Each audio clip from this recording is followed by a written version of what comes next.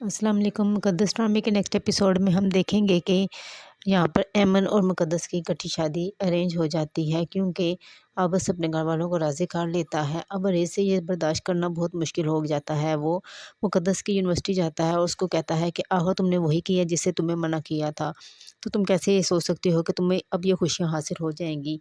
अगर तुम्हें पहले अगवा किया जा सकता है तो अब क्यों नहीं? जिस पर कि मुक़द्दस कहती है कि तुम भूल जाओ कि अब मैं पहले वाली मुक़द्दस हूँ, अब मुझे मुकाबला करना आ गया है और मैं तुम्हारी हर बात का जवाब देने के लिए तैयार हूँ। और शादी तो मैं अब्बस से ही करूँगी, क्योंकि वो एक मुखलिस इंसान है। उसने इतना कुछ होने के बावजूद मुझसे शादी के लिए हामी भर ली है।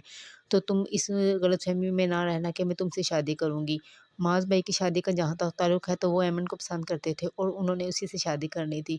इसी तरह मैं भी अब्बस से ही शादी करूँगी। जिस पर कि अरेज़ कहता है कि तुम्हें बहुत हिम्मत आ गई है। तो मुक़द्दस जवाब देती है कि हिम्मत तो आ ही जाती है, जब ऐसे लोगों से वास्ता पड़ता है तो हिम्मत खुद ब खुद आ जाती है। अरेज़ अब्बस की माँ को भी कहता है कि आप अपनी बेटी की शादी फिर वहीं पे कर रही हैं, क्यों आपको अपने बेटे के लिए कोई और लड़की नहीं मिलती? जिस पर कि उसकी माँ कहती है कि मैं क्या करूँ, मेरा बेटा बज़िद है कि वो उसने उसी लड़की से शादी करनी है। जिस पर वो कहता है कि अगर इस पर फिर आपकी बहू भाग गई तो फिर लोगों को क्या मुँह दिखाएँगी? अब उसकी माँ बहुत ज़्यादा डर जाती है।